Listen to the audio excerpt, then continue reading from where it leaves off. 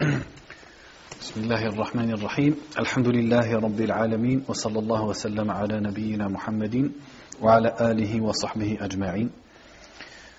Donc on continue dans la lecture de Kitab al-Tawhid. Qui c'est qui pourrait me citer un hadith qu'on a vu la dernière fois du chapitre suivant? Alors c'était quoi le chapitre suivant, précédent, pardon? Hein? Des allumettes? Non.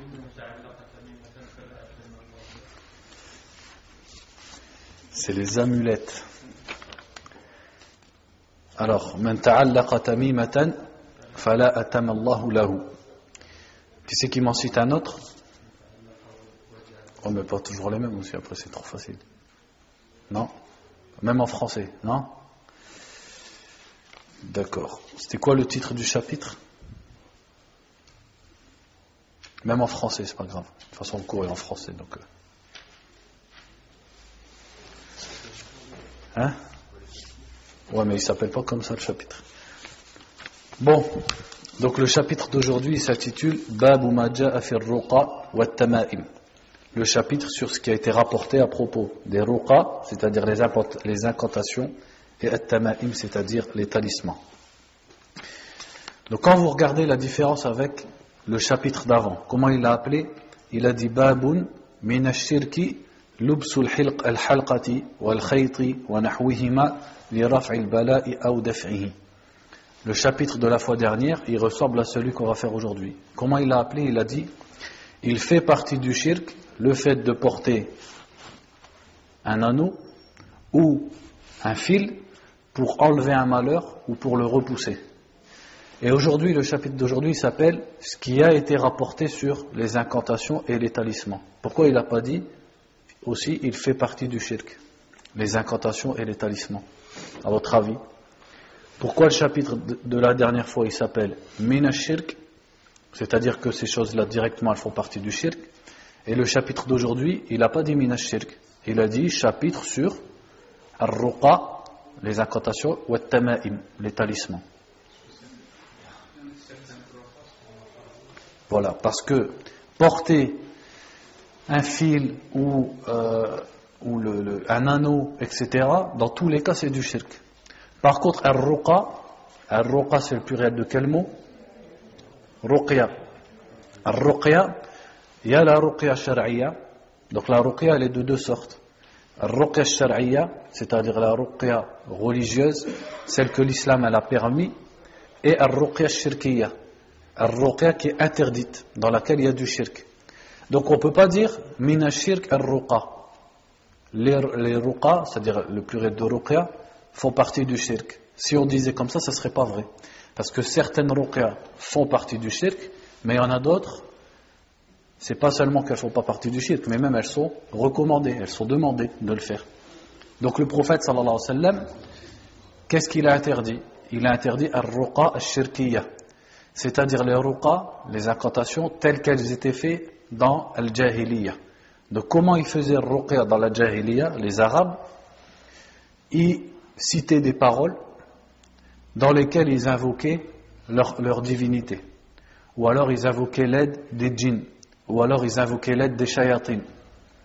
Et en faisant ça, ils cherchaient à soigner les malades, à soigner le majnoun, celui qui a un djinn en lui, ou alors à soigner l'ayn, etc., ou à soigner contre la sorcellerie, etc., etc. Donc cette sorte de ruqya, on va voir que le prophète sallallahu alayhi wa sallam, bien sûr, il a interdit, parce qu'elle contredit l'islam.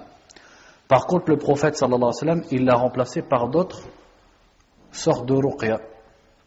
Par exemple, dans un hadith, su'ila an-nabi sallallahu alayhi wa sallam 'ani ar-ruqya, faqal man istata'a an yanfa'a akhahu falyaf'al. Dans un hadith, il est dit que quelqu'un il a posé la question au prophète sallallahu alayhi wa sallam sur ar-ruqya, et il a répondu celui qui peut servir à son frère, qu'il le fasse. Qu'est-ce que ça veut dire? Ça veut dire celui qui peut faire ruqya à son frère et il va l'aider, eh bien qu'il le fasse. Donc là ça veut dire que c'est bien de faire ar-ruqya. Il y a également l'histoire du sahabi.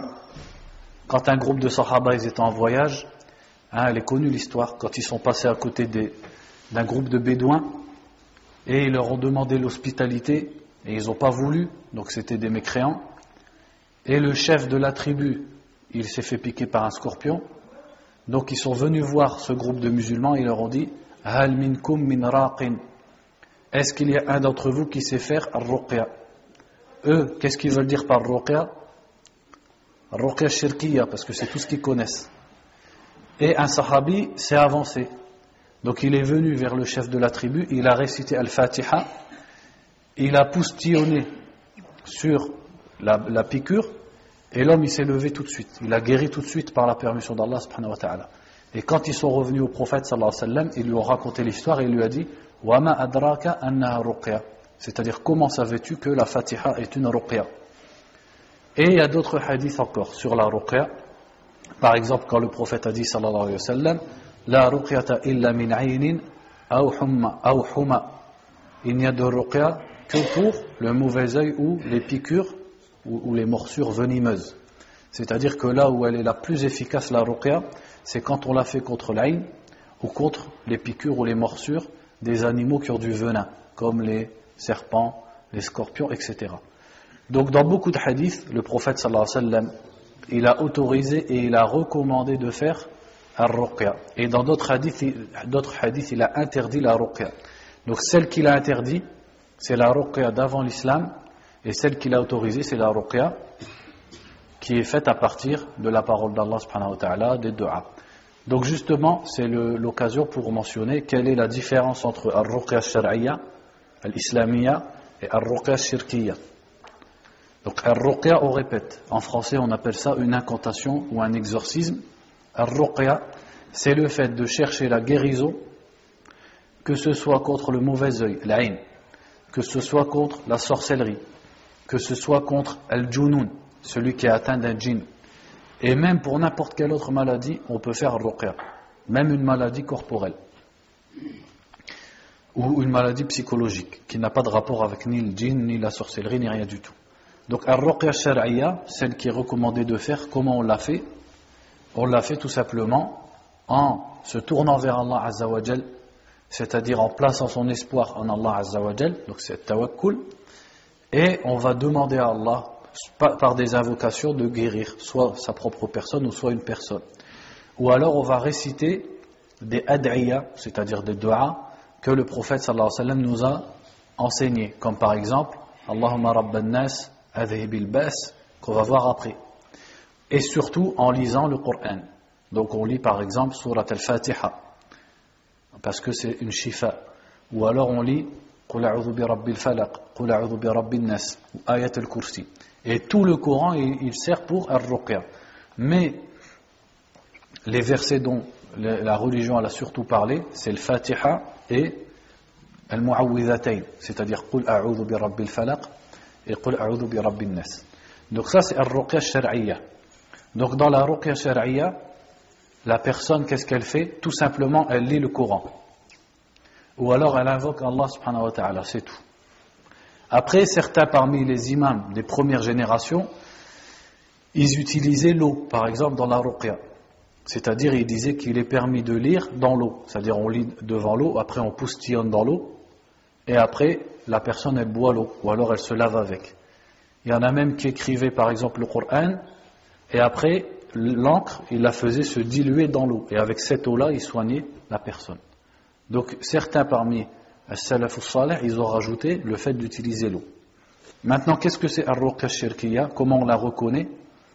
Ar-ruqya shirkiyya, c'est la ruqya dans laquelle la personne, elle va invoquer les shayatines. Et elle va travailler avec les shayatines. Comment tu la reconnais, cette ruqya? Premièrement, c'est que tu comprends rien à ce qu'il raconte. Et c'est pas en arabe. C'est-à-dire que la ruqya, on l'a fait en langue arabe. Et il y a beaucoup de savants qui disent que c'est un shart. C'est une condition de la ruqya. C'est qu'il faut qu'elle soit en arabe. Pour qu'on comprenne ce que la personne, elle dit. Donc il va dire par exemple Allahumma shfi fulan, et il va lire le Coran. Donc tout ça, c'est de l'arabe. Par contre, le sorcier, le musha'widh, ou bien le sahir, ou bien le kahin, etc., qui va faire ruqya shirkiyya, lui, tu vas entendre qu'il dit des paroles et tu comprends rien à ce qu'il dit. Pourquoi tu comprends rien à ce qu'il dit? Parce que premièrement, c'est pas de l'arabe, et en fait, il est en train d'invoquer les shayatines, avec qui il travaille. C'est ses collègues, c'est ceux pour qui il travaille, et eux aussi, ils travaillent pour lui. Et les noms de shayatines, bien sûr, tu comprends rien. Ou alors, des fois, la ruqya qu'il va faire, elle est en hébreu. Elle est dans la langue des juifs, parce que c'est eux qui ont répandu et qui ont appris la sorcellerie aux gens. Donc, ça c'est un premier signe, c'est que tu distingues rien, tu comprends rien à ce qu'il dit. Après, les autres signes de la ruqya shirkiya, c'est que, par exemple, il va te donner quelque chose à boire. Et le truc à boire, il sent mauvais. Et il y a une couleur bizarre. À votre avis, pourquoi il fait ça? Parce que des fois, pour travailler avec les shayatines, eh bien, il faut qu'il travaille avec une najasat, avec les choses qui sont impures. Donc, il va utiliser le sang des femmes, a'azzakumullah. Il va utiliser l'urine, parfois sa propre urine à lui, pour faire des saletés comme ça. Et il va dire bois, ou alors il va te dire par exemple, tu prends du sel, ou tu prends du fer, ou tu prends un œuf. Tous des trucs qui, ça n'existe pas dans la religion. Ça, il le fait, ça c'est comme ça que tu reconnais que c'est ruqya shirkiya. Ou alors il va prendre une feuille, il va écrire quelque chose dessus, après il l'aplie, et il te dit tiens, tu portes ça, ou alors tu le mets sous ton oreiller, ou alors tu le portes autour du cou. Quand tu déplies la feuille, qu'est-ce que tu vas trouver? Parfois tu vas trouver le Coran, nishan, le Coran écrit. Le problème, c'est que le Coran, c'est écrit en rouge. Et la feuille, elle sent mauvais. Comment ça se fait?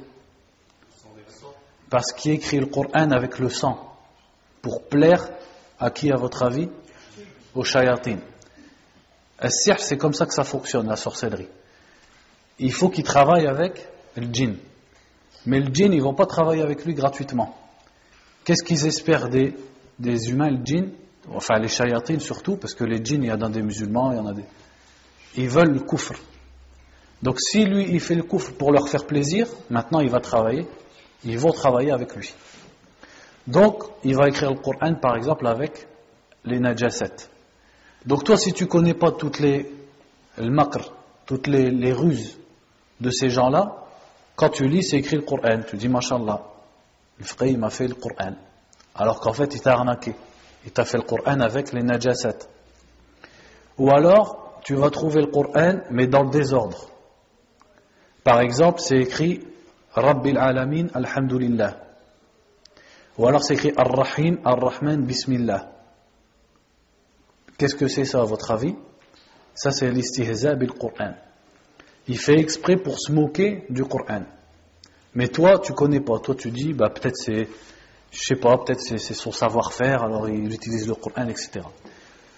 Ou alors souvent aussi, qu'est-ce que tu vas trouver? Tu vas trouver, ça je l'ai vu avec mes yeux, tu vas trouver des carrés, avec des cases. Et dans les carrés, des fois ils dessinent des étoiles, des fois il y a des trucs qui sont écrits, tu n'arrives pas bien à lire ce que c'est. Est-ce que le prophète sallallahu alayhi wa sallam, il nous a appris talasim? Est-ce qu'il nous a appris à faire des carrés, à faire de la sorcellerie, etc.? Non, le prophète sallallahu alayhi wa sallam, il nous a appris le Coran, le dua, le tawakkul ala Allah, etc. Donc si tu vois ça, il faut t'éloigner le plus loin possible. Tu sais que ça c'est un musha'widh. Ou alors des fois ils font des dessins, des serpents, des scorpions, etc., etc. Ou alors des fois qu'est-ce qu'il va faire aussi? Ils écrivent les croix. Et le prophète sallallahu alayhi wa sallam, qu'est-ce qu'il a interdit? Est-ce que j'ai le droit de porter un vêtement avec une croix dessus? C'est interdit dans l'islam. Lui, qu'est-ce qu'il fait? Il dessine les croix. Ou alors qu'est-ce qu'il fait? Ça aussi je l'ai vu avec mes yeux, parce que des fois les gens ils me ramènent. Les gens quand ils apprennent l'islam, ils apprennent tawhid, ils commencent à comprendre que tout ça c'est pas bon. Donc des fois ils me ramènent des talismans, ils me disent regarde. Alors moi je l'ouvre et je vois ce qu'il y a dedans. Alors la personne qu'est-ce qu'elle fait? Elle écrit Allah, mais le ha à la fin de Allah elle le ferme pas. Qu'est-ce qu'elle fait? Elle fait un trait avec. Et ici aussi elle écrit Allah et elle fait un autre trait. Et qu'est-ce qu'ils font les deux traits? Une croix. Wal'iyadhu billah. C'est-à-dire ça c'est l'istihza. C'est-à-dire il se moque d'Allah. Avec le nom d'Allah il fait une croix. Alors que le croix, c'est un symbole de quoi? Du shirk et du kufr. Donc, etc., etc., ils ont plein de... C'est comme ça que tu reconnais. Tu reconnais quand ils écrivent, ou alors ils te donnent des trucs bizarres, du fer, des œufs, des trucs qui sentent mauvais, ils te disent qu'il faut le brûler dans la maison. Et aussi, surtout, tu le reconnais avec ce qu'il dit. Mais le problème, c'est qu'ils sont malins. Il ne va pas tout de suite dire il va pas tout de suite dire ça. Au début, qu'est-ce qu'il va faire? Il va lire le Coran. Il va lire le Coran, comme ça, il te met en confiance. Toi, tu as confiance en lui. Après, au bout de 10 minutes, un quart d'heure, ça dépend comment il arrive à résister au Coran, parce qu'en fait, il ne supporte pas. Après, il va commencer son girgir. Et là, tu ne comprends plus rien à ce qu'il dit. Quand tu vois ça, il faut te sauver le plus loin possible. Et surtout, encore moins, il ne faut surtout pas lui donner d'argent. Donc, ce genre de personne, ça c'est al-ruqya al-shirkiya.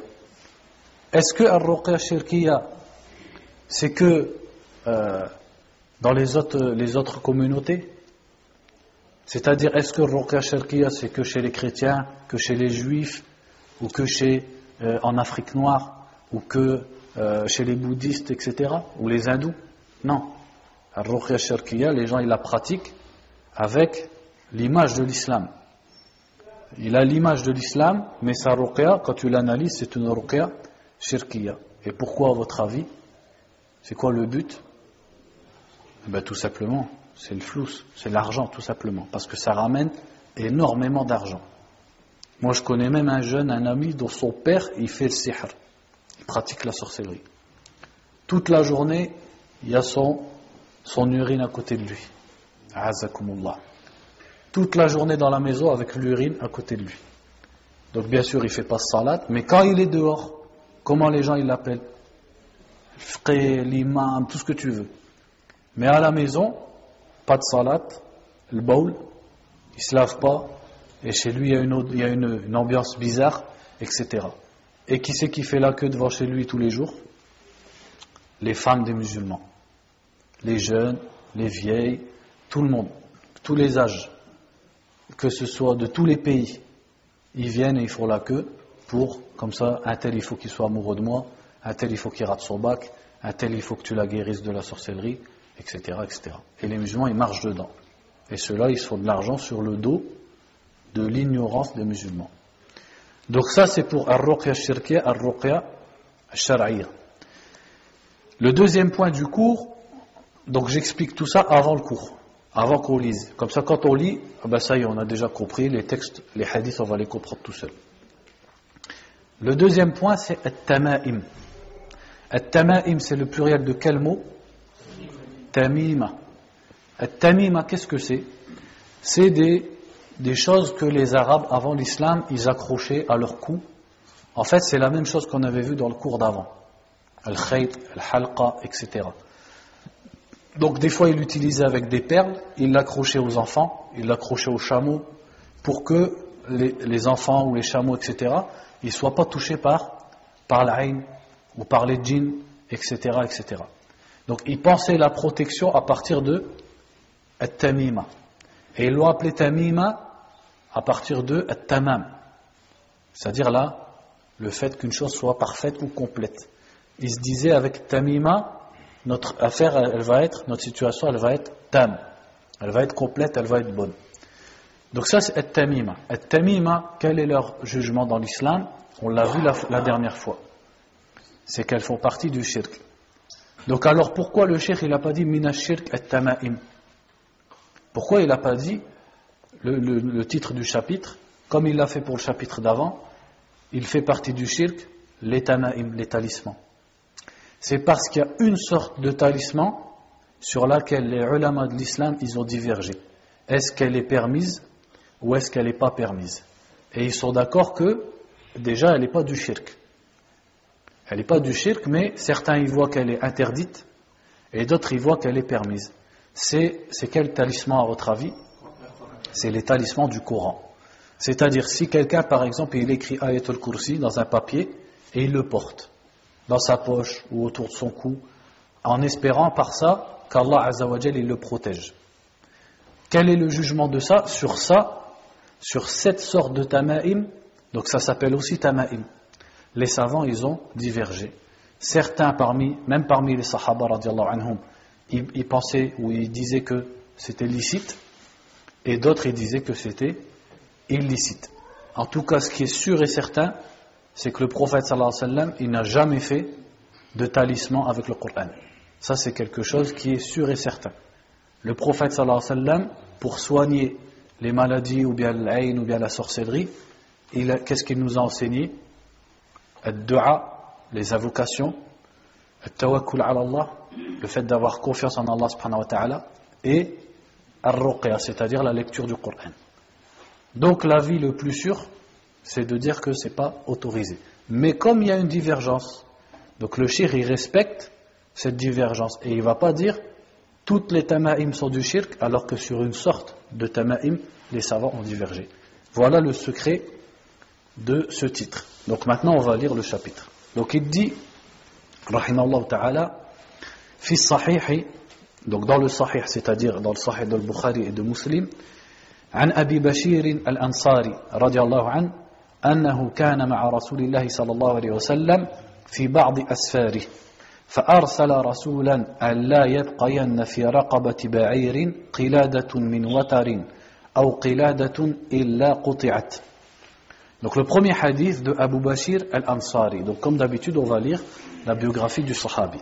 Donc il dit ici Abu Bashir al-Ansari radiallahu anhu قال ابن سعد اسمه قيس ابن عبد الله ويقال ابن عبيد الله ابن الحريث ابن عمرو ابن الجعد الساعدي ويقال المازني من بني مازن ابن النجار. Donc les savants, comme vous le voyez ici, de l'histoire, ils ont divergé sur le nom correct de Abu Bashir al-Ansari.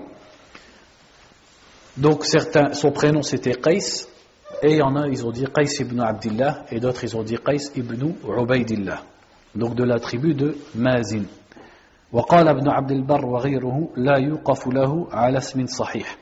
Donc Ibn Abd al-Barr rahimahullah disait que son vrai nom il n'est pas connu. شهد الخندق وأحدا وهو غلام. Donc il a participé à la bataille du fossé, al-Khandaq, et aussi à la bataille d'Uhud alors qu'il était petit, radiyallahu anhu. ومات بعد الستين, il est mort après l'an 60, ويقال إنه جاوز المئة, et il paraît, il est dit que quand il est mort il avait plus de 100 ans, radiyallahu anhu. Donc il dit, Abu Bashir radiyallahu anhu, il dit qu'un jour il était avec le prophète sallallahu alayhi wa sallam dans un de ses voyages, donc il n'a pas précisé lequel, il a dit dans un de ses voyages, et le prophète sallallahu alayhi wa sallam a envoyé un rasoul. C'est quoi un rasoul? Un messager. C'est-à-dire que le prophète sallallahu alayhi wa sallam, des fois, il déléguait quelqu'un et il l'envoyait pour transmettre un ordre ou un enseignement. Donc il dit que le prophète sallallahu alayhi wa sallam ici, il a envoyé quelqu'un pour dire aux gens Allah yabqayanna fi ala raqabati ba'irin qiladatun. Donc Allah yabqayanna, c'est-à-dire qu'il ne doit pas rester fi raqabati ba'irin, au cou d'un chameau, qiladatun. Qiladatun, qu'est-ce que c'est?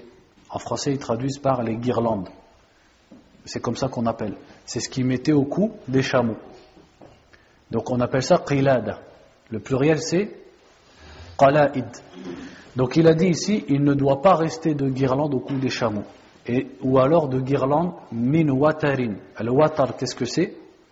C'est le fil d'un arc.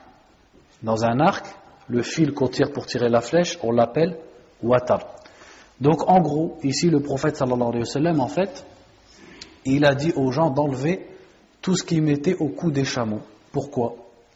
Et aussi tout ce qu'ils mettaient au cou des chameaux qui était fait à partir des fils des arcs.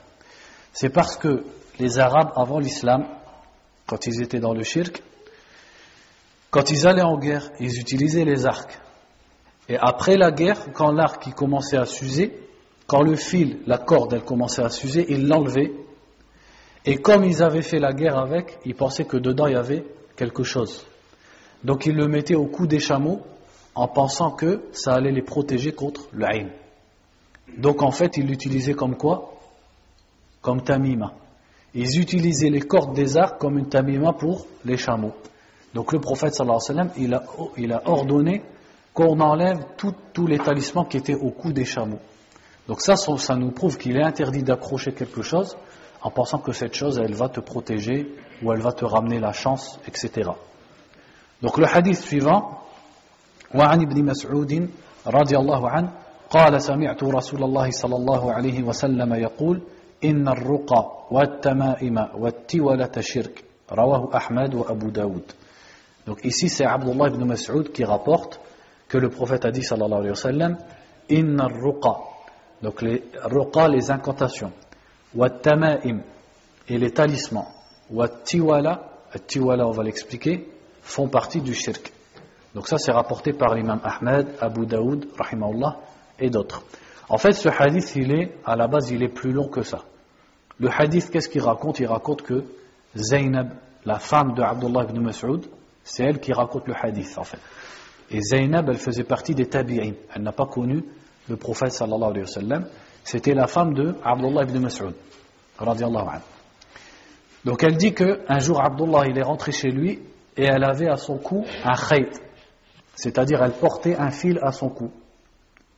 Et le Abdullah ibn Mas'ud, donc le sahabi, quand il a vu ça, il lui a arraché. Il l'a enlevé du cou et il lui a dit Antum ala Abdillahi la aghniya'u 'ani shirk. Il lui a dit vous, la famille de Abdullah, c'est-à-dire ma famille, vous n'avez pas besoin du shirk. Donc comment il a appelé ça? Il a appelé ça du shirk. Et après elle a expliqué. Elle a dit pourquoi elle portait ça.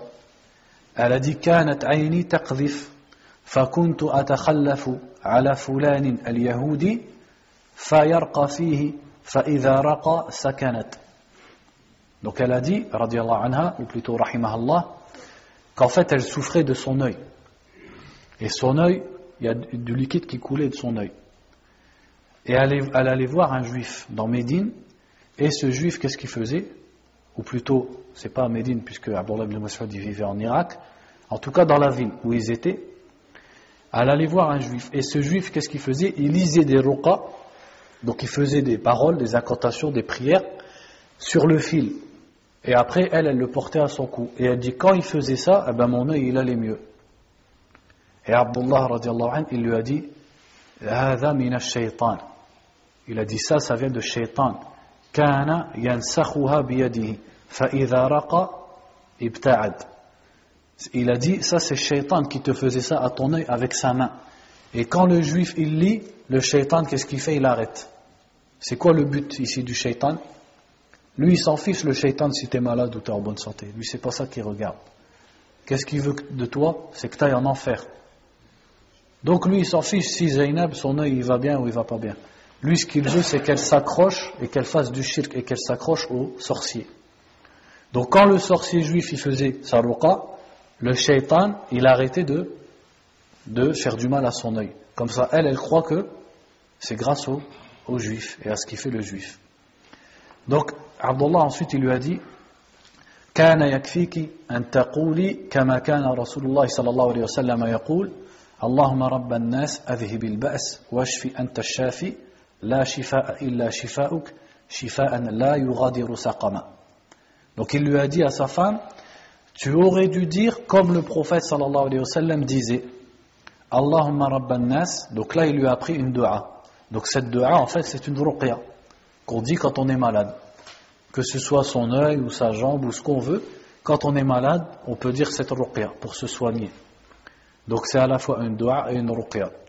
Il lui a dit, le prophète sallallahu alayhi wa sallam disait Allahumma rabban nas, ô Allah le Seigneur des hommes, adhibil ba's, fais partir le mal, washfi, et guéris, anta shafi, c'est toi le guérisseur, la shifa'a illa shifa'uk, il n'y a pas de guérison à part ta guérison, shifa'an la yughadiru saqama, une guérison qui ne laisse pas de maladie.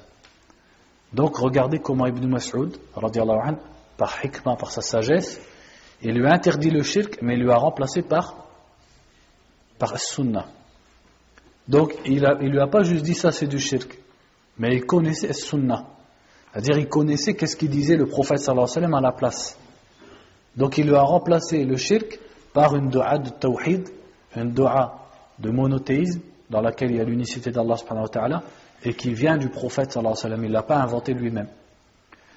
Et après il lui a dit, en fait entre les deux, il lui a dit, quand il lui a enlevé son khayt, son fil, il lui a dit Sami'tu Rasulallah sallallahu alayhi wa sallam yaqul inna ar-ruqa wa at-tama'ima wa at-tiwalata shirk. C'est là qu'il lui a dit, j'ai entendu le prophète sallallahu alayhi wa sallam dire, les incantations, les talismans et at-tiwala font partie du shirk. Donc ici, qu'est-ce qu'il a cité comme faisant partie du shirk? 3 choses. La première, il a dit ar-ruqa. C'est le pluriel de ruqya. Donc pour la parenthèse, on ne dit pas ruqya ou ruqya ou ruqya, on dit ruqya. C'est-à-dire ra avec une damma, le qaf avec une soukoun, ça fait ruq, ya avec une fatha et at-tal marbuta. Ruqyatun, c'est comme ça qu'on dit. Parce que les jeunes, quand ils parlent, ils font beaucoup l'erreur. Ils disent ruqya ou ruqya, etc. On dit ruqya. Et le pluriel, c'est ruqa avec une alif maqsoura. Donc, il a dit ar-ruqa fait partie du shirk. Donc là, maintenant que je vous ai tout expliqué au début, de quel ruqa il parle ici? Al-shirkiyya. Ça ne veut pas dire toutes les ruqa, puisque la preuve, c'est que lui-même, sallallahu alayhi wa sallam, il nous a appris à dire Allahumma rabban nas adhibil ba's, et ça c'est une ruqya. La deuxième qu'il a citée, wa at-tama'im. At-tama'im. Donc at-tama'im, c'est les talismans. Donc c'est toute chose qu'on porte à son cou, ou dans sa poche, ou à son véhicule, ou dans sa maison, en pensant que ça nous protège, ou que ça nous porte bonheur, etc. Et la troisième, il a dit wa at-tiwala. Qu'est-ce que c'est at-tiwala? At-tiwala, c'est une sorte de sorcellerie. C'est de la sorcellerie, mais c'est une sorte. En fait, at-tiwala, ça s'appelle également al-atf. On appelle ça al-sarf ou al-atf. Al-sarf, qu'est-ce que ça veut dire? Al-sarf ou al-atf. Al-sarf, c'est la sorcellerie qu'on fait pour diviser un couple. Yufarriquna bihi bayna al-mar'i wa zawjihi. Et al-atf, c'est quand la femme, elle fait de la sorcellerie à son mari pour qu'au contraire, il soit collé. Et devant elle, il est comme ça. Il ne peut plus rien faire. Comme un âne. Donc, at-tiwala, qu'est-ce que c'est? C'est celui-là. At-tiwala, c'est la sorcellerie qu'elle fait, que les gens y font, pour que l'homme, il aime sa femme. Ou pour que la femme, elle aime l'homme. À un point où il ne peut plus se séparer de lui. Quand elle lui dit lève-toi, il se lève. Quand elle lui dit assieds-toi, il s'assoit. Ça, on appelle ça at-tiwala. Donc ça fait partie du shirk, tout simplement parce que la sorcellerie, ça fait partie du shirk, mais on n'explique pas maintenant, on réexpliquera ça sur le chapitre du shirk. Ensuite, il a dit, rahimahullah, وعن عبد الله بن عكيم مرفوعا ça veut dire عن النبي صلى الله عليه وسلم من تعلق شيئا وكل إليه رواه أحمد والترمذي. Le hadith suivant de Abdullah ibn Ukaym. Donc ici on va lire qui c'est Abdullah ibn Ukaym. Et Ukaym il dit وَيُكَنَّ أَبَا مَعْبَدْ الْجُهَنِي الْكُوفِي. Donc le surnom, la kunya de Abdullah ibn Ukaym, c'est Abu Ma'bad. Et il faisait partie de Juhayna, la tribu de Juhayna al-Koufi, Mukhadram. Qu'est-ce que ça veut dire Mukhadram? Vous ne connaissez pas, non? Voilà, al-Mukhadram, c'est celui qui s'est converti pendant la vie du prophète sallallahu alayhi wa sallam, mais il ne l'a pas rencontré. Donc c'est pas un sahabi parce qu'il ne l'a pas vu, mais c'est pas non plus un tabi'i. Parce que lui, il connaissait déjà les sahaba. Par exemple, il pouvait connaître des gens qui se sont convertis, qui ont connu le prophète déjà à l'époque du prophète sallallahu alayhi wa sallam. Donc al-Mukhadram huwa man adraka al-jahiliya ala al-islam wa lam yudrik Rasulallah sallallahu alayhi wa sallam. C'est qui le Mukhadram le plus connu? Négus, al-Najashi, le Malik al-Habasha, le roi de l'Habasha, c'était un Mukhadram, parce qu'il s'est converti à l'islam pendant la vie du prophète sallallahu alayhi wa sallam, mais il n'a pas vu le prophète, donc c'est pas un sahabi. Donc ça on appelle ça un Mukhadram. Abdullah ibn Ukaym qui a rapporté ce hadith, c'est un Mukhadram. قال البخاري وغيره أدرك زمن النبي صلى الله عليه وسلم ولا يعرف سماع صحيح. Donc l'imam al-Bukhari disait que Abdullah ibn Ukaym a connu la période du prophète, c'est-à-dire il s'est converti à son époque, sallallahu alayhi wa sallam, mais rien ne dit qu'il a entendu le prophète, sallallahu alayhi wa sallam. ذكر أنه جاء كتاب رسول الله صلى الله عليه وسلم إلى جهينة قبل وفاته بشهر. Dans un hadith qui parle de justement du sujet qu'on a fait vendredi passé dans le fiqh, dans un hadith qui parle des peaux, le fait de tanner les peaux, Abdullah ibn Ukaym il a rapporté un hadith où il dit que le prophète sallallahu alayhi wa sallam avait envoyé une lettre à Juhayna, c'est-à-dire à sa tribu, un mois avant sa mort. Donc ça, lui il n'a pas connu le prophète, mais il a lu et il a connu cette lettre du prophète sallallahu alayhi wa sallam. قال الخطيب سكن الكوفة وقدم المدينة في حياة حذيفة وكان ثقة.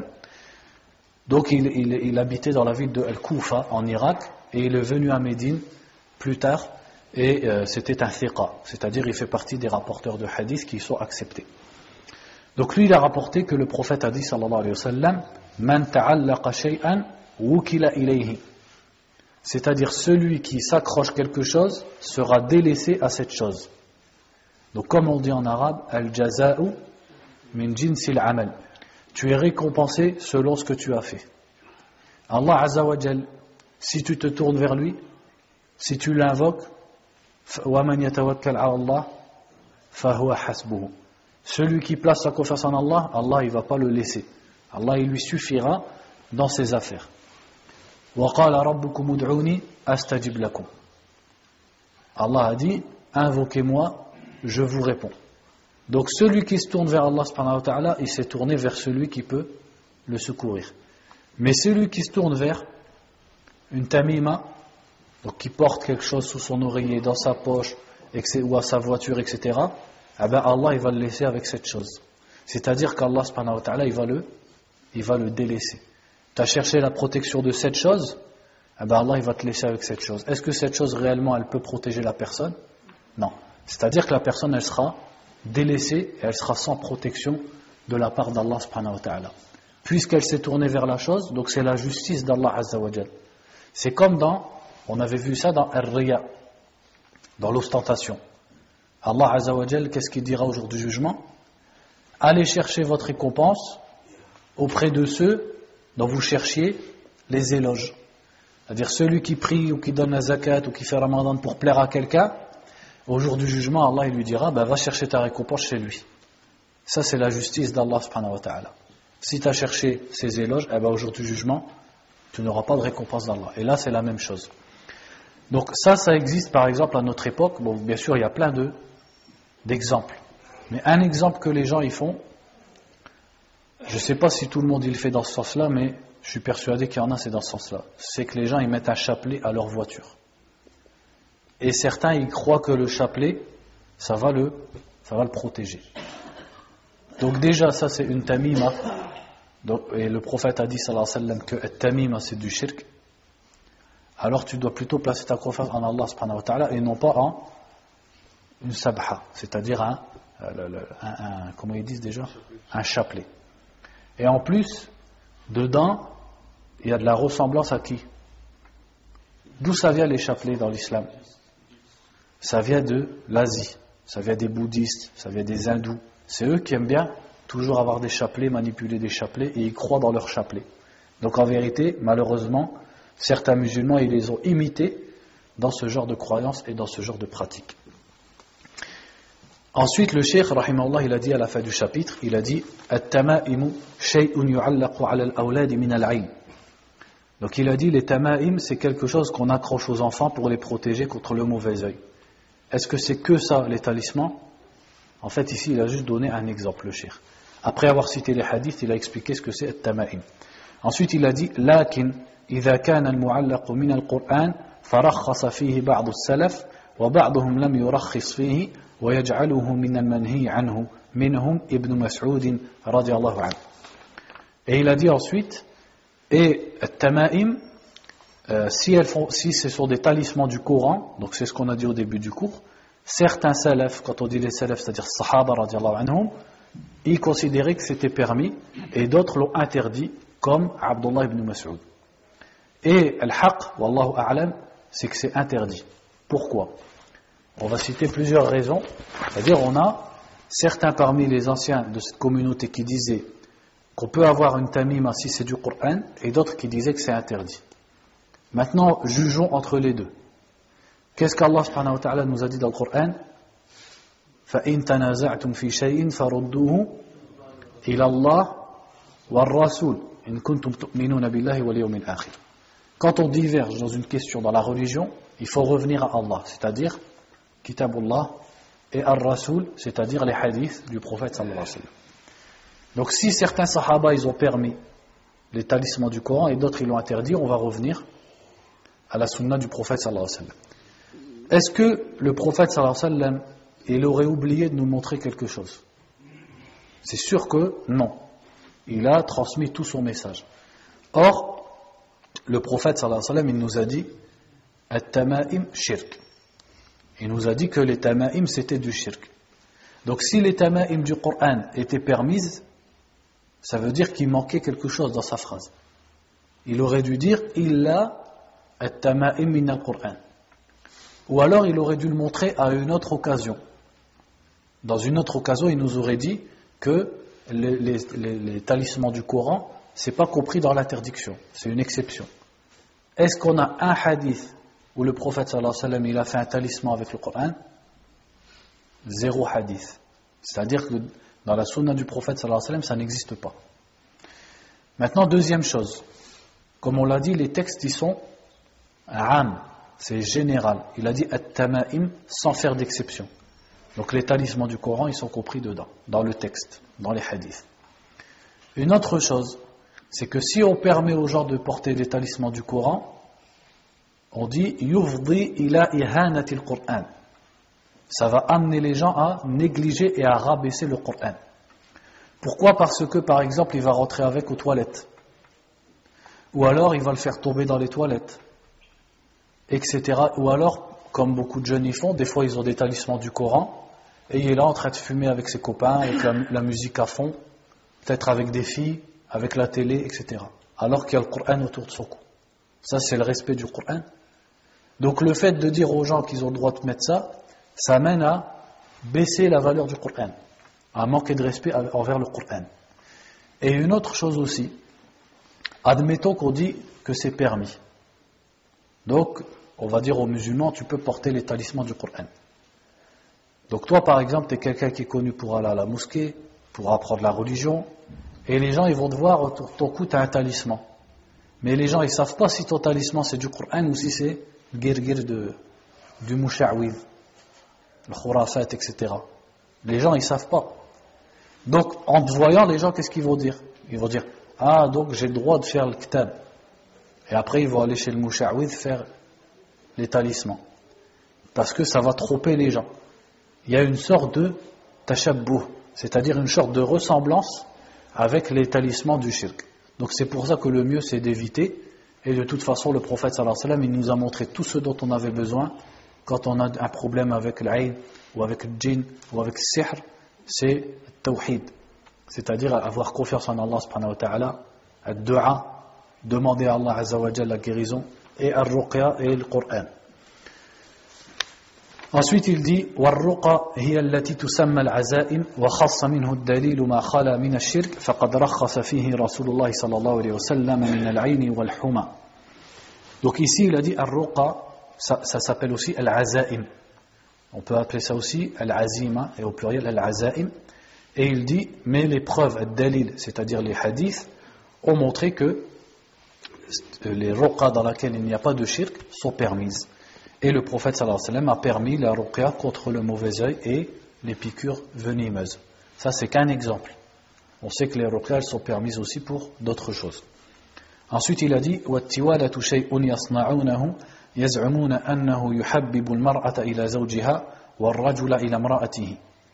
Et il a dit at-tiwala, c'est quelque chose que les gens y font en pensant que ça va faire que l'homme aime sa femme ou que la femme aime son homme.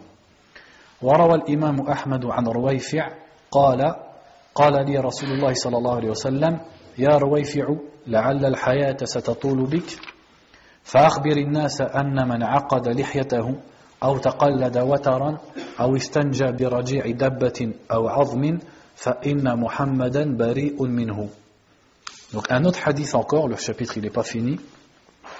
C'est un hadith rapporté par un sahabi qui s'appelait Ruwayfi'. Donc Ruwayfi' ici il a dit Ruwayfi' ibn Thabit, ibn Sakan, ibn Adi ibn al-Harith, min Bani Malik ibn al-Najjar al-Ansari. Donc Ruwayfi' il faisait partie des Ansar. له ثمانية أحاديث. Il y a 8 hadiths qui existent de lui dans les livres rapportés par ce sahabi. نزل البصرة وولي بطرابلس. Donc il habitait dans la ville de Basra et il a été nommé pendant un moment de sa vie comme gouverneur de je ne sais plus exactement comment, Tarabuls, on dit Tarabuls. C'est une ville, c'est où? C'est en Syrie. Non, c'est en Syrie. Ouais, c'est en Syrie. Ouais. En fait, Tarabuls, ici, quand on lit ça, c'est en Syrie. Parce qu'il y a plusieurs villes qui s'appellent comme ça dans le monde arabe. Mais celle-là, c'était à l'époque des Sahaba, radiallahu anhum, c'est celle qui était au Shem, c'est-à-dire en Syrie. فافتتح إفريقية سنة 47. Et c'est lui qui a commencé les conquêtes de Ifriqiya en l'an 47. C'est quoi qu'on appelle Ifriqiya? Voilà, en fait, c'est l'équivalent maintenant du Maghreb. C'est-à-dire, maintenant, quand on dit l'Afrique, on parle du continent africain. Mais chez les Arabes, Ifriqiya, en fait, ça désigne de l'Égypte jusqu'au Maroc, avec la Mauritanie, c'est-à-dire au-dessus du désert. Tout ça, tout le nord de l'Afrique, ils appelaient ça Ifriqiya. De l'Égypte jusqu'au Maroc, ils appelaient ça Ifriqiya. D'où il vient le mot Ifriqiya? Bon, ça c'est comme ça pour la parenthèse, pour détendre l'atmosphère. Ifriqiya, ils disent que c'était le nom en fait d'un roi du Yémen. Un roi dans l'Antiquité au Yémen, et c'est lui qui à l'époque, il a conquis toute cette... c'était un roi arabe du Yémen, de Himyar, et il a conquis toute cette région. Donc elle a porté son nom, Ifriqiya. Wallahu a'lam. Ça c'est ce qu'on lit dans l'histoire.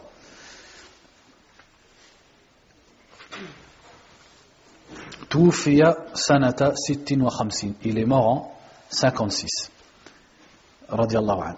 Donc Ruwayfi', il dit que un jour le prophète sallallahu alayhi wa sallam lui a dit: Oh Ruwayfi', peut-être que tu vas vivre longtemps. Et effectivement, comme on a vu, Ruwayfi', il est mort en 56. Donc 56 c'est tardif par rapport au prophète sallallahu alayhi wa sallam.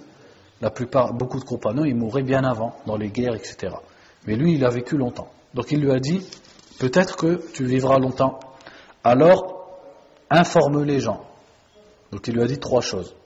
Que celui qui fait un nœud à sa barbe, ou celui qui s'accroche la corde d'un arc, ou qui se nettoie avec les excréments d'une bête ou avec un os, Mohammed est innocent de lui. Qu'est-ce que ça veut dire, Mohammed est innocent de lui? C'est-à-dire que le prophète sallallahu alayhi wa sallam désapprouve et se désavoue de son acte. Ça ne veut pas dire qu'il est kafir. Donc ici, il a cité 3 choses. La première, donc 3 choses qui sont interdites, que le prophète sallallahu alayhi wa sallam a interdites. La première, il a dit: Man aqada lihyatahu, celui qui fait un nœud à sa barbe. Qu'est-ce que ça veut dire? En fait, c'est parce que les gens de la Jahiliya, quand ils faisaient la guerre, ils faisaient des nœuds, ils faisaient des tresses dans leur barbe. Et pour eux, c'était un signe d'orgueil, takabbur. Donc le prophète sallallahu alayhi wa sallam, il a interdit aux musulmans de faire ça. Donc c'est lui qui nous a dit u'ful liha, waffirul liha, etc. Mais en même temps, il a interdit de faire un nœud à la barbe, pour ne pas ressembler aux gens de la Jahiliya. Et d'autres savants ont dit, ça c'est ceux qui cherchent à rendre leur barbe lisse. Mais le plus proche du texte, c'est qu'en fait c'était l'habitude des gens de la Jahiliya, donc il ne faut pas leur ressembler dans ça. La deuxième, il a dit aw taqallada wataran. Taqallada, c'est-à-dire qui va, comme on l'a vu au début, qui va mettre au cou de son chameau un watar, c'est-à-dire la corde d'un arc, ou alors celui qui se nettoie, istanja. Istanja, c'est-à-dire qui se nettoie quand il a été aux toilettes, bi raji'i dabbatin. C'est quoi raji'i dabba? C'est les excréments des bêtes, c'est-à-dire les crottins, comme on dit en français. Ou avec un os, Mohammed est innocent de lui. Donc c'est-à-dire, il a interdit qu'une personne elle se nettoie avec un crottin ou avec un os. Et il a expliqué dans d'autres hadiths pourquoi. Parce que l'os, les djinns, ils trouvent de la nourriture, et les crottins, voilà, les bêtes des djinns, les bêtes sur lesquelles ils montent, ils trouvent aussi de la nourriture. Donc par respect pour les djinns, pour leur maslaha, il a interdit de se nettoyer avec ces choses-là. وعن سعيد بن جبير رحمه الله قال من قطع تميمة من إنسان كان كعدل رقبة. Ici, il rapporte une parole de Saïd ibn Jubayr. Saïd ibn Jubayr, on avait déjà vu sa biographie, c'était un des élèves de qui? Abdullah ibn Abbas, donc c'était un des tabi'in de Mecca. Il a dit, celui qui coupe le talisman du cou de quelqu'un, c'est comme s'il avait affranchi un esclave. En fait, ici, il a fait une image. Il a dit, quand quelqu'un il a un talisman à son cou et tu lui enlèves, c'est comme un esclave. Comment les esclaves ils étaient transportés avant? Certains d'entre eux, ils avaient ce qu'on appelle des carcans. Ils avaient des chaînes à leur cou. Donc lui, il t'a dit ici que si tu enlèves le talisman du cou de quelqu'un, c'est comme si tu enlevais le carcan du cou d'un esclave. Pourquoi? Parce que l'esclave, il est attaché, il n'est pas un être humain complet dans sa situation. Il ne peut pas acheter, il ne peut pas vendre, il ne peut pas aller où il veut. Il est attaché à son maître. Il est obligé de lui obéir. Et celui qui porte un talisman, il est attaché à son talisman. Il est soumis et son cœur il est attaché à quelque chose de nul, quelque chose qui ne sert à rien, à une créature d'Allah subhanahu wa ta'ala comme lui, et même inférieur à lui. Parce que lui, il a un cerveau, il a des yeux, il a des oreilles, alors que ça, c'est qu'un bout de tissu, ou un fil, ou un bracelet, etc. Donc il y a une sorte de dent d'esclavage. Mais ce n'est pas un esclavage corporel, c'est un esclavage spirituel. C'est ton cœur il devient esclave, au lieu d'être soumis à Allah subhanahu wa ta'ala et attaché à Allah, il est attaché à quelque chose qui lui sert à rien. Il dit رواه وكيع وله عن إبراهيم كانوا يكرهون التمائم كلها من القرآن وغير القرآن. Ensuite il a cité une parole de Ibrahim. C'est qui Ibrahim ici? Quand les savants dans le fiqh ou dans le hadith ils disent Ibrahim, c'est qui? Ibrahim al-Nakha'i. Ibrahim al-Nakha'i, c'était un tabi'i de l'Irak. Et il faisait partie de la petite génération des tabi'in. C'est-à-dire que ce n'est pas un tabi'i qui a rencontré Omar, il a rencontré juste Anas ibn Malik et peut-être d'autres. Mais il a rencontré que quelques compagnons qui ont vécu longtemps. Donc il est quand même compté parmi les tabi'in. Donc il disait, il détestait, donc il au pluriel, il détestait les talismans tout entiers, c'est-à-dire tous les talismans, qu'ils soient du Coran ou d'autres du Coran. De qui il parle ici? Quand il dit il, si on ne sait pas de qui il parle, la phrase elle ne nous sert à rien en fait. C'est-à-dire on ne peut pas comprendre vraiment. Donc lui c'est un tabi'i. On pourrait penser qu'il parle de qui? Des sahaba. Mais en fait c'est pas le cas.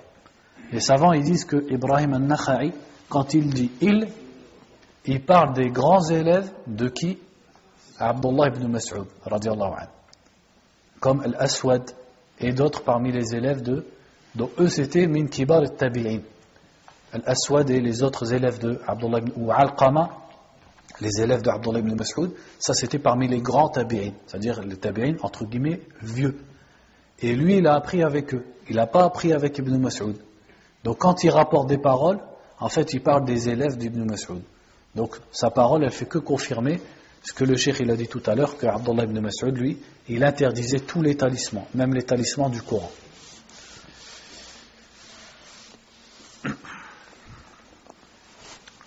Il y a également quelque chose que je voulais vous raconter par rapport aux moucha'ouidines et tout ça. C'est parce qu'on citait les signes pour les reconnaître. Donc, exemple aussi, une personne, elle va chez un soi-disant exorciste ou guérisseur, ou appelez ça comme vous voulez, à Dunkerque, et la personne, donc elle dit à la femme, c'est la femme qui était malade, elle lui dit mets-toi en face de moi, tête à tête. Donc déjà, islamiquement parlant, c'est pas trop ça, de se mettre tête à tête avec une femme. Donc il lui dit rapproche ton visage, tu caches un œil et tu regardes dans mon œil. Et au moment où elle fait ça, parce qu'elle l'a fait, elle aurait jamais dû, mais bon, des fois les gens dans le désespoir ils savent plus ce qu'ils font. Donc elle a fait ça, et au moment où elle a fait ça, lui il a dit quelque chose, mais on ne pouvait pas entendre ce que c'était. C'est-à-dire, le frère qui m'a raconté l'histoire, il dit je ne peux pas entendre. Déjà c'est pas clair ce qu'il dit, et il a dit très vite. Et quand il a fait ça, sa femme elle a vu en lui plein de choses dans son œil. Elle a vu des flammes, elle a vu comme une tête de shaitan, etc., etc. Et après, pendant 1 heure, il a lu le Coran. Donc, c'est-à-dire, si on enlève la première minute, la ruqya, elle est bien. C'est que le Coran. Mais en vérité, la première minute, elle te montre que c'est un musha'widh. Parce qu'il n'y a pas dans le din de tu me fais ça, je te regarde en face, tu vois des flammes, etc. Ça, c'est n'importe quoi. Ça, c'est parce que lui-même, c'est un charlatan. Et après, la personne, elle lui a dit, c'est quoi que tu as dit là? C'est quoi cette parole? Il lui a dit, c'est un secret qu'on se transmet de père en fils. Donc en fait, qu'est-ce que ça veut dire, traduction? Ça veut dire que c'est du pipeau, tout simplement. Ça, c'est du pipeau pour t'impressionner, pour cacher qu'en fait, il fait du cercle. Peut-être, c'est vrai, il l'hérite, parce qu'effectivement, les sorciers, ça s'hérite, leur savoir-faire, entre guillemets, ils se l'héritent de père en fils. Donc peut-être que c'est vrai, mais c'est pas une ruqya shar'iyya, c'est pas permis dans l'islam. Donc il reste un quart d'heure, on va entamer le sujet suivant. Qala rahimahullah ta'ala, babu man tabarraka bi shajaratin aw hajarin aw nahwihima. Donc là il dit le chapitre sur celui qui cherche la baraka. Comment il a dit? Il a dit man tabarraka. Donc le verbe tabarraka, ça veut dire chercher la baraka. Qu'est-ce que c'est la baraka? Tout simplement la baraka c'est le khayr. Dawamul khayr wa ziyadatul khayr. C'est ça le baraka. Le baraka, qu'est-ce que c'est? C'est le bien. Le fait que le bien, il persiste, il reste dans quelque chose et il augmente. C'est ça qu'on appelle tout simplement la baraka. Généralement, les gens, quand tu leur dis baraka, ils comprennent ce que ça veut dire la baraka. La baraka, en gros, c'est le bien, la bénédiction. Donc il dit chapitre sur celui qui cherche la baraka à partir d'un arbre ou d'une pierre ou autre chose. Donc là, il va nous montrer qu'il est interdit dans l'islam de faire ce qu'on appelle at-tabarruk avec les objets, quels qu'ils soient. At-tabarruk, comment les gens y font? Par exemple, ils ont un arbre, ou ils ont une pierre, ou ils ont un mausolée, ou alors un mur, etc., etc. Et qu'est-ce qu'ils font? Ils restent à côté, en disant que l'objet, il va leur donner de la baraka. Ou alors, qu'est-ce qu'ils font? Ils le touchent. Ils le touchent, après ils se touchent le visage, par exemple. Ou alors, ils se frottent dessus, etc., etc. En pensant que l'objet, il leur donne la baraka. Or, la baraka, c'est qui la détient? An-naf'u wad-dar, le bien et le mal, c'est qui le détient? C'est Allah Azza wa Jal seul. Donc, celui qui veut la baraka, dans quoi il doit le chercher? Dans l'amal. L'islam, il t'a pas accroché à un objet, et que cet objet, il va te porter bonheur, il va te porter malheur. L'islam, il t'a dit, il faut travailler. Comme tu travailles dans le dunya, eh bien, il faut aussi travailler dans le din. La baraka, elle est dans la salat, elle est dans le siyam, elle est dans la lecture du Coran, elle est dans talabul ilm, elle est dans birrul walidain, le fait de faire du bien à ses parents, dans silatul arham, le fait d'entretenir les liens de parenté, l'ihsan ila al-jar, faire du bien à ça, c'est la baraka. Mais c'est quel genre de baraka? C'est la baraka que ton iman il va augmenter, ta foi elle va augmenter, Allah Azza wa Jal il va être avec toi, il va te protéger, il va te guider, et surtout dans l'au-delà, eh bien, tu seras sauvé. C'est ça la baraka qu'on doit rechercher. C'est pas la baraka comme al-jahiliya, comme ils font les polythéistes, les païens, dans un objet. Ça, ce genre de baraka, ça n'existe pas. Sauf dans ce que la religion elle a montré. Et dans quoi la baraka elle existait? Dans quoi est-ce qu'Allah subhanahu wa ta'ala, il y a quelque chose qui était sur terre dans lequel Allah il avait mis une baraka, qu'on pouvait prendre en le touchant. C'est qui? C'est quoi? C'est le prophète sallallahu alayhi wa sallam. Et ça c'était permis. Donc le prophète Mohammed sallallahu alayhi wa sallam, dans son corps, dans ses cheveux, dans sa salive, il y avait de la baraka. Dans sa sueur, il y avait de la baraka. C'est Allah Azza wa Jal qui l'a fait comme ça. Et les sahaba radiallahu anhum, ils cherchaient la baraka dans ça. S'ils pouvaient récupérer un cheveu ou un poil de la barbe du prophète sallallahu alayhi wa sallam, ils le faisaient. Comme Salama radiallahu anha, la femme du prophète sallallahu alayhi wa sallam, qu'est-ce qu'elle faisait? Elle avait un poil de la barbe du prophète sallallahu alayhi wa sallam et elle le mettait dans un verre en argent. Quand quelqu'un il était malade, elle prenait de l'eau, elle le versait sur le cheveu du prophète sallallahu alayhi wa sallam. Ensuite, est-ce qu'elle donnait directement à boire? Question piège. Non, parce qu'on ne peut pas boire dans un verre en argent. C'est haram de boire dans un verre en argent. Elle reversait l'eau dans un verre et elle lui donnait. Et quand la personne elle buvait, elle guérissait. Parce qu'Allah subhanahu wa ta'ala, il a mis une baraka dans ce qu'on appelle les ajza, c'est-à-dire le corps du prophète sallallahu alayhi wa sallam. Quand le prophète sallallahu alayhi wa sallam faisait le wudu, ou même quand il crachait, qu'est-ce qu'ils faisaient les sahaba radiyallahu anhum? Ils cherchaient à récupérer sa salive ou à récupérer le reste de l'wudu, c'est-à-dire de l'eau avec laquelle il a fait le wudu. Certaines femmes parmi les sahaba, si le prophète sallallahu alayhi wa sallam il dormait chez elle, il avait été invité ou quelque chose, il transpirait beaucoup le prophète sallallahu alayhi wa sallam. Elle prenait la couche et elle essayait d'en ressortir la sueur. Donc ça oui, ça c'est permis. Mais nous on vit plus à l'époque du prophète sallallahu alayhi wa sallam. Donc c'était permis pour les sahaba radiyallahu anhum. Maintenant, est-ce que quelqu'un qui est salih, un homme, un rajul salih, un homme pieux, est-ce qu'on va dire on va prendre sa barbe, on va prendre sa salive, etc. Non, pour plusieurs raisons. La première raison c'est laquelle? C'est qu'il peut faire tout ce qu'il veut comme salat, comme taqwa, comme ce que tu veux, jamais il sera le prophète sallallahu alayhi wa sallam. Ça reste un salih, mais c'est pas un prophète. Et c'est pas le prophète Mohammed sallallahu alayhi wa sallam. Donc si la baraka elle est vraie pour le prophète, ça veut pas dire que c'est vrai pour salihin, parce que salihin c'est des hommes. Alors que le prophète c'est un prophète sallallahu alayhi wa sallam. Donc on peut pas faire al-qiyas, on peut pas comparer les deux. Et deuxième chose, c'est qui le meilleur homme de la communauté après le prophète sallallahu alayhi wa sallam? Abu Bakr. Est-ce que Omar, est-ce que Abu Huraira, est-ce que Abdullah ibn Mas'ud, est-ce que Mu'adh, est-ce que Jabir, est-ce qu'ils cherchaient les poils d'Abu Bakr? Est-ce qu'ils cherchaient la salive d'Abu Bakr? Est-ce que quand Abu Bakr il est mort, il faisait comme ça sur sa tombe? Pourtant, s'il y en a un avec qui il aurait fallu le faire, c'était qui? À part le prophète, c'était Abu Bakr. Et pourtant, ils ne l'ont pas fait. Quand le meilleur homme, quand Abu Bakr il est mort, c'était Omar. Est-ce que les autres sahaba, ils ont cherché, ou les tabi'in, ils ont cherché à faire ça avec Omar? Est-ce qu'ils ont cherché ses cheveux? Est-ce qu'ils ont cherché ses vêtements? Ça, c'est arrivé après chez les musulmans. Parce que quand l'islam il s'est répandu, quand l'islam il est rentré chez les Perses, il est rentré fil Hind, en Inde, il est rentré vers l'Azerbaïdjan, il est rentré vers l'Afghanistan, le Sindh, c'est le début de l'Inde, il est rentré chez les Berbères, il est rentré chez les chrétiens, il est rentré un peu dans le Habasha. Ces gens-là, est-ce qu'ils croyaient en rien avant? Non, ils avaient des pratiques, ils avaient des croyances et des pratiques. Eh bien l'islam, quand il s'est répandu, les musulmans qui se convertissaient, eh bien ils étaient encore influencés par leurs anciennes pratiques. Donc c'est de là que tout ça c'est venu. C'est venu des autres civilisations.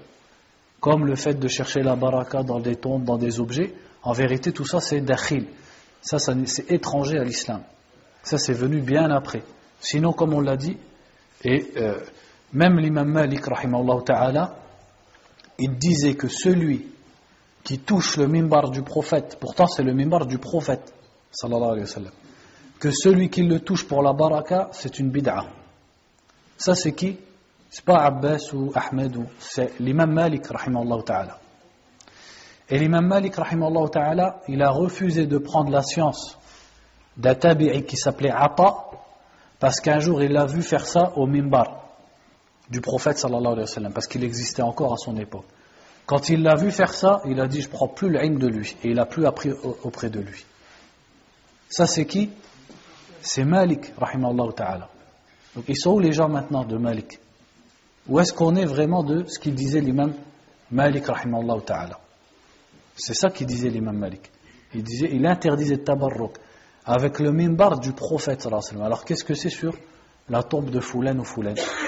Donc c'est ça le but de ce chapitre. C'est pour montrer que tout ça, ça fait partie des choses de la jahiliya. Donc ça c'est juste l'explication. Donc la fois prochaine on va lire les ayats et les ahadiths qui parlent de ça. Wallahu a'lam wa barakallahu fikum wa sallallahu wa sallam ala nabiyyina Muhammadin wa ala alihi wa sahbihi.